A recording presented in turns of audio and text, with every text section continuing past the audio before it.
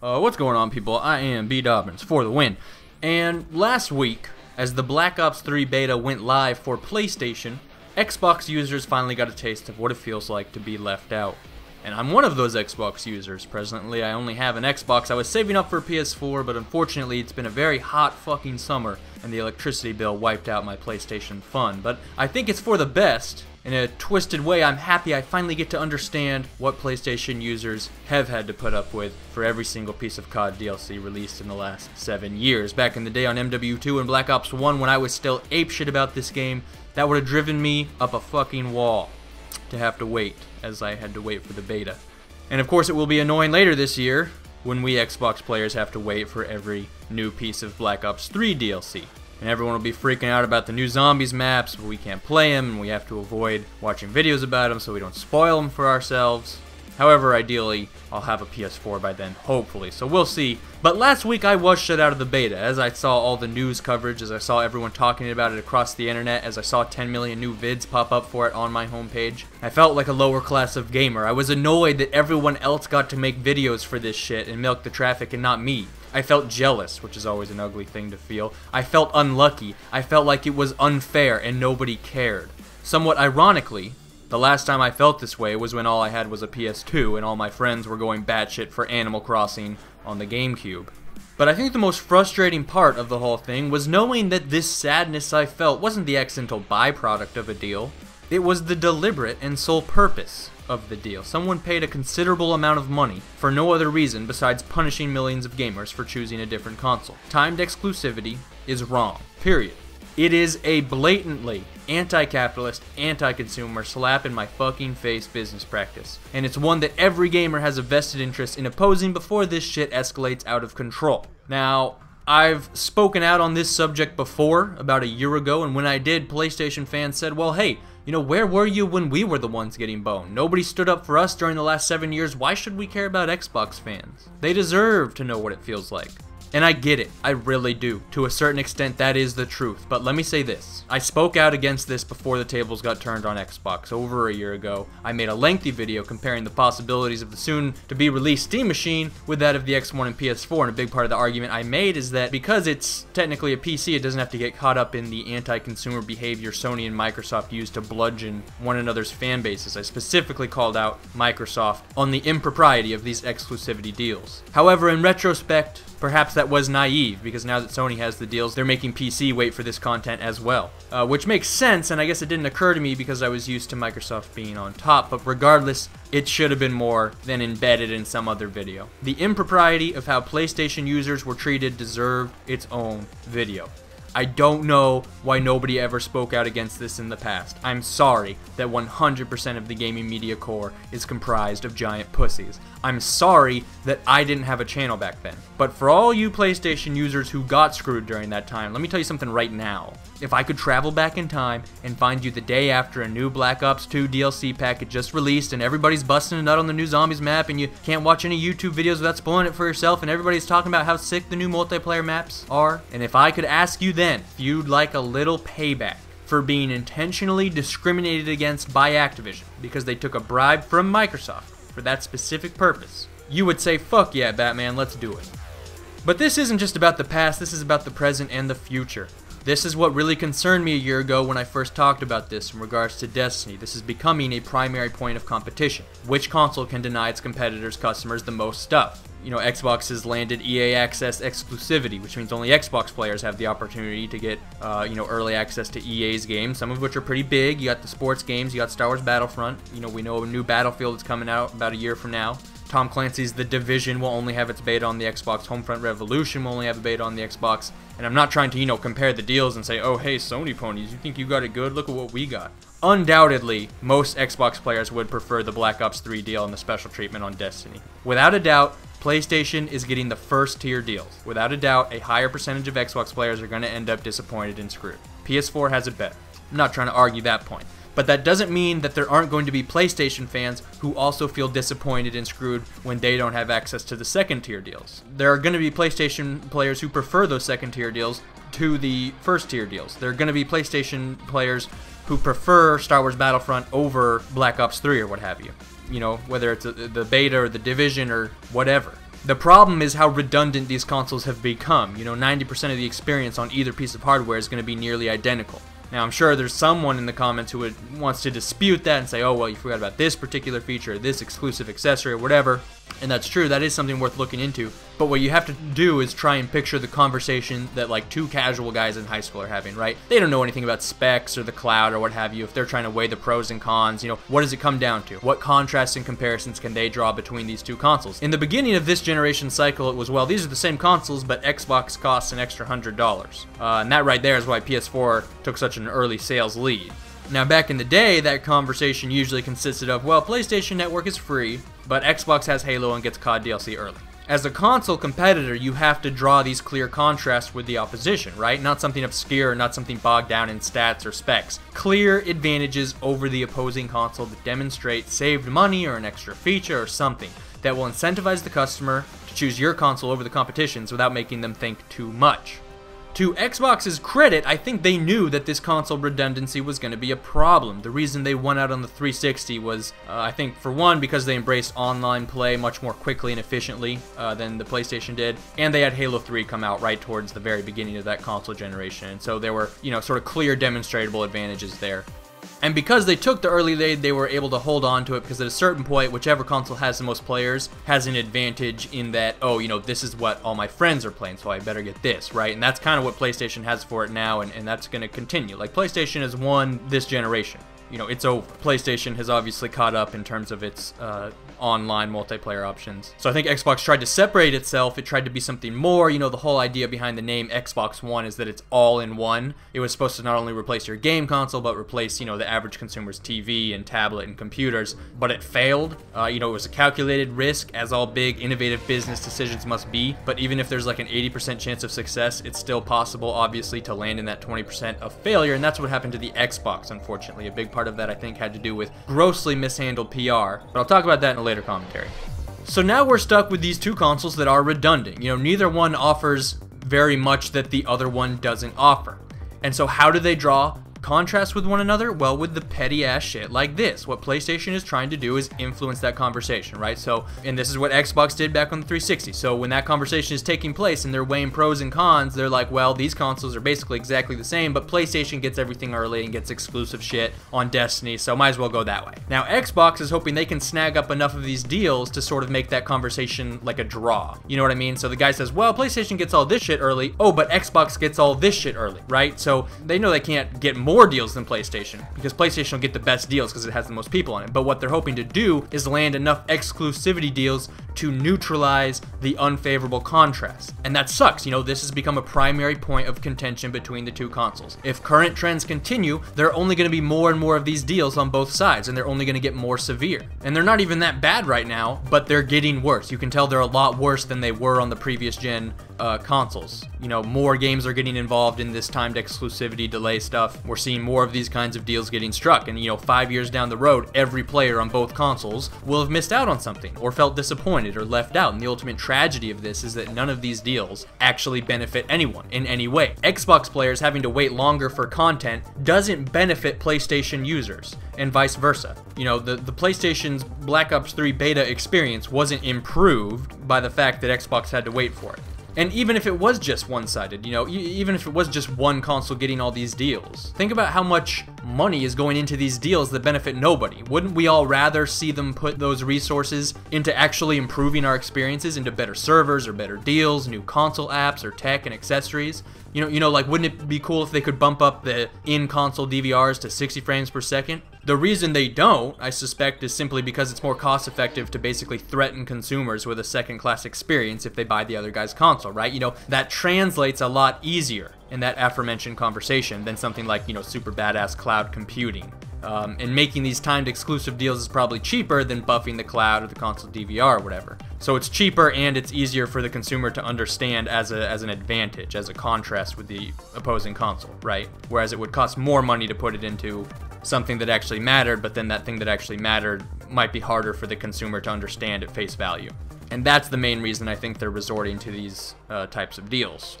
And, the tragedy of that is that the consumer would actually benefit from improved technology, whereas nobody, not PlayStation users, not Xbox users, gain anything from these timed exclusivity deals.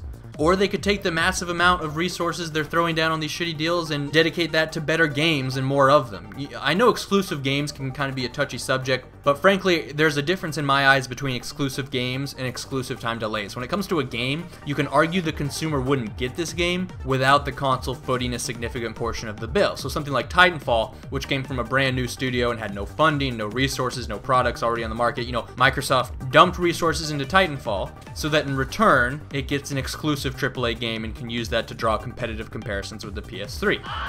So it's a competitive move, but not necessarily an anti-consumer move, because the consumer does see a net benefit, especially because, you know, now that move has spawned an entire franchise, and now that Respawn Entertainment actually has some cash flow and can operate independently, Titanfall 2 is coming out on both consoles. And that's how that shit is supposed to work. Businesses compete, the consumer wins. Businesses compete, we see more products and better products. It's the difference between spending money to create content for the consumer as opposed to paying money to delay content for the consumer. You know, back in the day, before Xbox even existed, sponsoring the development of new games was like the primary point of competition between PlayStation and Nintendo. You know, Nintendo had its Zelda and Mario and Kirby and Donkey Kong, and PlayStation had like Spyro and Ratchet and Clank, which are two franchises that I adored when I was a lot younger. And it came down to which console has the better games, and that was the conversation I had 10 million times when I was like 7, which one has the better games, and I get in a heated-ass argument too as a little 7-year-old back then. I was, you know, a Sony pony having to destroy the Nintendo noobs. But I did end up getting the GameCube because I wanted to play freaking Animal Crossing, which is one of those games that looks stupid, but it's really fun. But at the end of the day, you know, that was a consumer-friendly competition, right? It was both consoles spawning new games and higher quality games and trying to get you to buy their console. And a lot of people just ended up buying both consoles. But nowadays, we've devolved into a straight-up, you know, anti-consumer console competition. When they make these exclusivity deals, it's not like they're going to convince someone on either side who already owns a console to go out and buy a second console, except for in, you know, rare cases. Maybe if you're a YouTuber, if you just have that much money or whatever.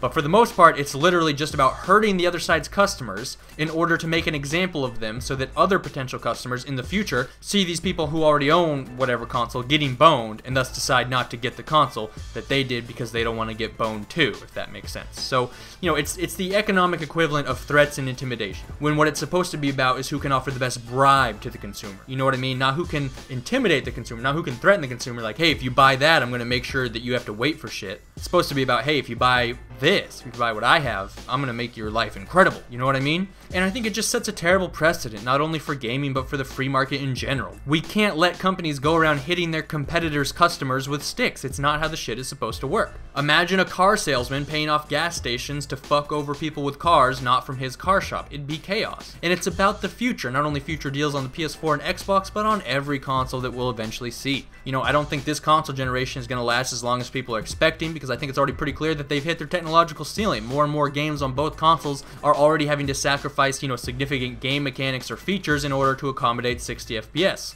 And they have to do that because more and more players are no longer finding 30 FPS acceptable, myself included. You know, I'm not playing Fallout 4 on the consoles, and that's going to be the case for a lot of people. And as games get better, these consoles, I don't see how these consoles can keep up. And we don't know who will be on the losing end of the deals on, you know, the next consoles. I'm sure nobody was expecting such a dramatic turnaround in PlayStation's favor this time around, but it happened. And especially because we don't know what the next consoles will even be. You know, we got the Steam machine coming out soon. Nintendo, sooner or later, is probably going to come out with something new. I'm sure they have some more tricks up their sleeve. And what happens when virtual reality hits mainstream? You know, that's going to be an entirely new and incredible era of gaming. Is it going to be plagued by this same petty nonsense? There's going to be, you know, awesome virtual reality sex games. Do we have to worry that our kids will spend our hard-earned money on one of these virtual sex games only to discover that for the first year they only have access to blowjobs? The stakes are higher than ever, people. And the point is, these deals benefit nobody and in the long run hurt everybody, including millions of gamers who haven't even picked up a controller yet.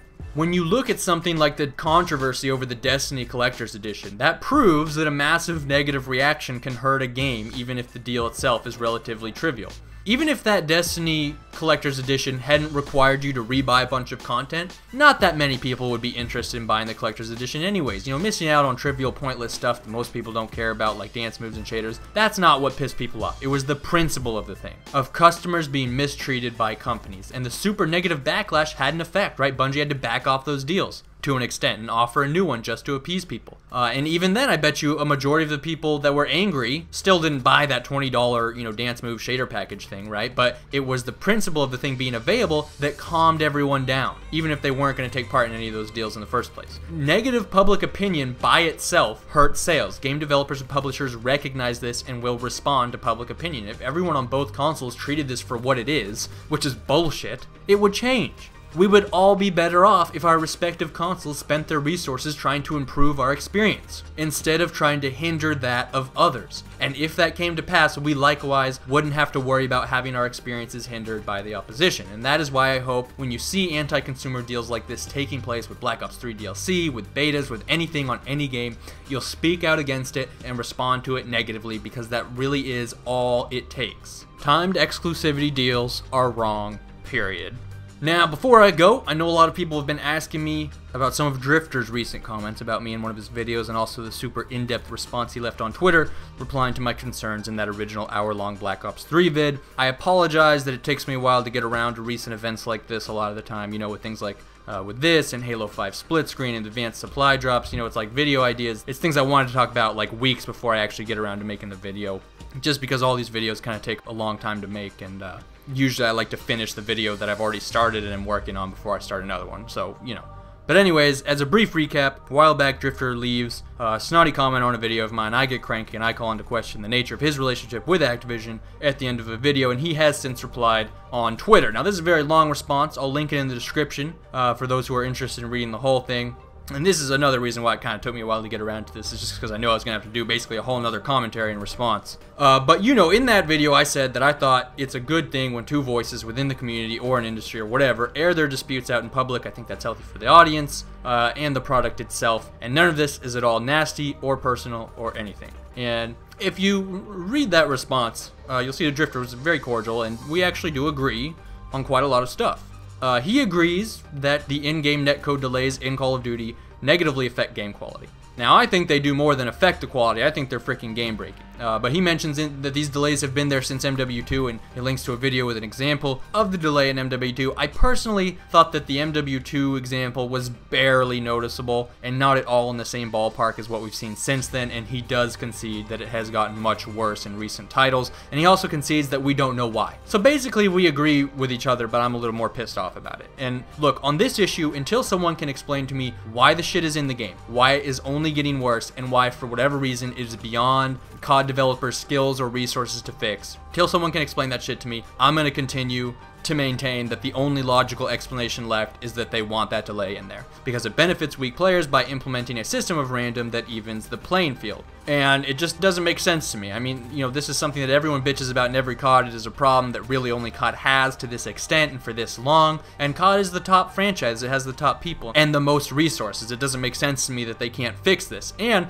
Drift0r agrees with my logic that these lag delays do benefit noobs, but he doesn't agree that it's on purpose. So just so we're clear, the lag in Call of Duty, like, everybody agrees that the significant lag and delays in the game do benefit weaker players in a lot of the same way that their intentional game mechanics benefit weaker players. But again, he doesn't think it's on purpose, and here's his argument on that. He says, and I quote, "Activision is a public company, and if it published a game that was designed to lag on purpose, and that information ever leaked, they would most likely be subject to a class action lawsuit by shareholders and investors. And because of that, he finds the artificial lag conspiracy to be extremely unlikely, because there's no reasonable person who would allow such a risky project to continue." So what he's saying is that they aren't going to do some shady ass shit like that because they might get caught, and if they got caught, they'd face a big lawsuit. But this is kind of naive, I think, because here's the thing. If the argument is that a major corporation isn't going to engage in questionable business practices because they see a potential lawsuit as a major deterrent, then in theory, major corporations would never be getting sued, right? But they are getting sued all the frickin' time for questionable business practices that are much worse than lagging in a video game. Most of the major American airlines right now are in major trouble with the government for price fixing. They colluded to deliberately leave significant amounts of empty seats on their flights so as to drive up the price of tickets. Ashley Madison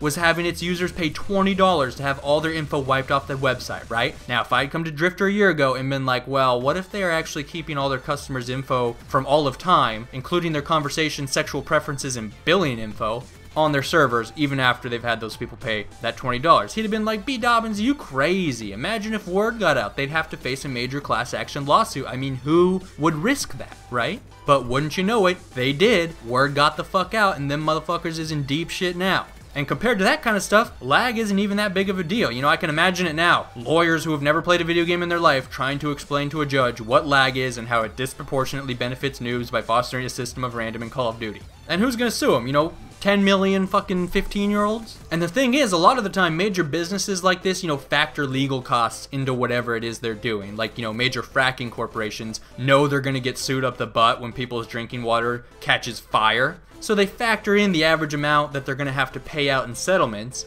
and they factor that into their like cost-benefit analysis. They know how to still turn a profit on it, right? And then when they pay the money to the people they're getting sued by, you know, they pay out a fat settlement, and the people are like, okay, we'll take the money.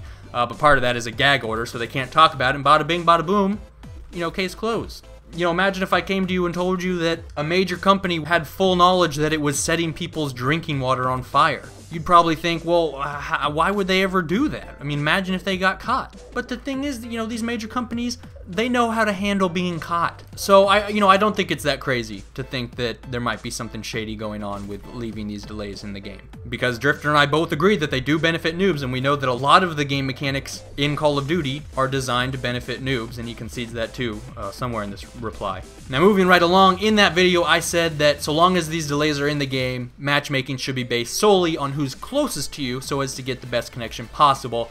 Now, I was wrong about something, as he points out. The person closest to you doesn't necessarily have the best connection to you just because of how freaking broadband wires are laid out geographically, I guess. I was wrong about that. I concede that. Seems like a stupid fucking way to set up infrastructure if you ask me, but whatever. Drift0r goes on to speculate that maybe the reason COD doesn't provide full dedicated server support, right, because it's still using that hybrid listen server system, right, is basically because it would cost a lot more for them to do it than a game like Battlefield because they have so many more players and they fit fewer players into each match, meaning less players in each server, meaning having to buy more servers than Battlefield. There's no doubt it would be expensive. My whole argument was always that, you know, I think they're just trying to save all that money because it's a huge boost to the bottom line, to the profits, right? But I'm not going to give Activision the benefit of the doubt on this as if it's too expensive, as if it's outside their means. You know, this is the most profitable franchise in the industry. They can dish out the money to give full dedicated server support the same way every other game and developer and publisher has found a way to do for games big and small, like every other game.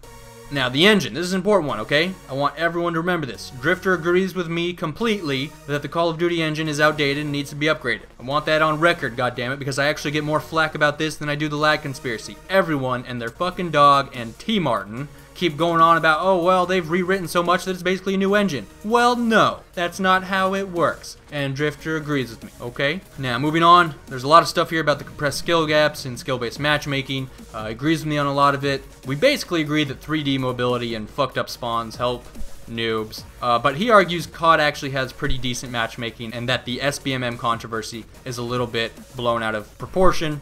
That may be true. I don't have the equipment to test that as extensively as I know he has. Now, in regards to that original snotty comment, he apologizes, he says that it was untactful, he stands by the gist of the actual criticism itself, which is fair. Now, this brings us to the juicy part where Drift0r addresses my criticisms of the nature of his relationship with Activision. He says he has never been paid to suppress or promote any opinions, which I never accused him of. And I never argued that someone is putting money in his hand and saying, you know, go say this or don't say this. I've always said that I thought it was kind of a quid pro quo thing, which Drift0r sort of inadvertently confirms. Okay, he does admit that he's been worried about getting invited back before for maybe having negative opinions. He concedes that there is a lot of monetary value in the early access footage to new Call of Duties. And what I also think is very telling in the reply chain to this tweet, you know, someone asks him, well, didn't you get a PS4 at this latest event? Drift0r replies, the gifts, gift bags, and swag do not count as payment. And see, this is sort of the blurry line that I'm always talking about. You know, a lot of times, like if a public official faces bribery charges, it's not usually that somebody put money in his hand, but it's gifts. You know, you'll recall Governor Bob McDonnell got fucking wrecked because of accepting like a new fancy car and awesome vacations, and something similar is going on with Senator Bob Menendez right now. For some reason, Bobs these days are some shady motherfuckers. And that's not to say that anything Drift0r has done is anywhere close to illegal. I'm not saying that. But whenever we're taking a look at the potential impropriety of certain relationships like this is what it always comes down to. Are the major YouTubers actually being paid? I mean, yes, these gifts technically don't count as payment. but I bet you the YouTubers value them, and I bet you the YouTubers value the footage even more. I bet you they value all that stuff as if it were payment, because in an indirect way it is payment. He talks about how YouTubers like me and other what he calls Call of Duty hate channels don't get invited to the special pre-release events to record footage and get hands-on time with the game, because why would they invite us when all we do is talk shit? And that's kind of the exact point I'm trying to make. I'm not expecting an invite. I understand why we don't get an invite. The other side of that is that the people they are inviting are people they trust not to talk shit. And if those YouTubers understand that that's part of the criteria of what's getting them invited, and Drift0r basically admits here that he understands that is part of the criteria of why he's getting invited, and he concedes that he's worried about not getting invited if he registers a mean opinion. Well, that's exactly what I've always been saying, right? That right there is my argument. Drift0r and I basically agree that the major YouTubers benefit significantly from this special relationship, and we also agree that Activision is specifically inviting people that they trust won't say something negative about it. Based on what he says, we agree on those points, and that's the only argument I've ever tried to make, is that these major COD YouTubers have huge incentives to avoid painting the game in a negative light and perhaps paint the game in a more flattering light than it truly deserves. And that knowing that, I think consumers should take the opinions of these major YouTubers with a grain of salt and keep the nature of that relationship in mind when assessing the validity of their opinions. That's all I've ever said. Now he goes on to say that on a personal note, he thinks my videos are too long and too filled with hyperbole and that I beat around the bush a lot. He says that in that first video where he left the comment, took me forever to say nothing, and it was a colossal waste of his time. And then a few weeks after this reply, Drift0r is doing a live Q&A, and some wise guy brings me up. And Drift0r goes on to say similar stuff, that, you know, the videos were more BS than content, and that all I ever do is hate on Call of Duty without offering solutions. And I wanted to address these criticisms because it's not just Drift0r who says that stuff. I get that all the time from lots of people. Look, I don't want to hate on Call of Duty. I want to love this game. Just like I wanted to love Destiny, and I wanted to love MCC, and I wanted to love Hardline. And I keep trying to get out of this cycle of hate, but it's like every time I do, they pull me back in. You know, I'll stop bitching when there's nothing to bitch about, but as it is, I got to, because nobody else really is. And if they were, if guys like Drift0r and T-Mart and Ali, with their millions of subscribers, if they were bitching the way I'm bitching, then the shit I'm bitching about would be fixed tomorrow, and then I could stop bitching. Which brings me to my next point about solutions, okay? My only solution to any of the problems that I ever bitch about, ever, is to raise awareness of the problem and try to mold public opinion against it. That's the only thing I am able to do. I have no other power. And if the idea is that I'm not supposed to call out bullshit where I see it, unless it is, you know, within my lone power to make it go away, then nobody would ever be able to call bullshit on anything. And then being an asshole would be super easy for everyone all the time, which is exactly how it's been in this industry for quite some time now. Developers and publishers getting away with shady ass shit because nobody's calling them out on it because nobody knows what to do about it. But if you raise enough awareness about something, like, it will change. Like, public opinion matters. In that tweet, that long reply, Drift0r mentions that he does criticize the game, but he registers his complaints internally, which is fair, that's his prerogative. But on some of these big issues, like the crippling netcode issues, the problem isn't that they don't know about it, it's that they're too cheap or lazy to do anything about it. And the only way to force them to do something they don't want to do is public pressure, is to fucking talk about it publicly. You know, have the major YouTubers been bringing up the game-breaking lag with devs behind the scenes for the last 5 years? Because if so, obviously it didn't do a fucking thing. Lastly, look, I concede that sometimes my commentary style is a bit long-winded and drawn out. I'm working on that, I really am. But if my videos were mostly bullshit and little content, Drift0r wouldn't have to write a goddamn college thesis paper in response to one of them. Just saying. Please remember to rate the video. The For the Win query of the day is, which console do you prefer and why? And I'm just asking because eventually I do want to make an Xbox One PS4 comparison video. What I suspect will be the case is that each one has its advantages and disadvantages, as is the case, you know, anytime I compare two products. That I won't be doing that until I have a lot more hands-on time with the PS4. I've had a little hands-on time, just, you know, like friends' houses or whatever. I've read up on it a lot. But, you know, some of the finer details and the nuances of what makes it special, I think you have to have some extensive hands-on time with it. So that's coming down the road, but, you know, I like to use you guys as sort of my user research focus group, I guess you could say. So whatever thoughts you guys have on that subject, be sure to leave it in the comments below. Thanks for watching. This is Dobbins, signing out.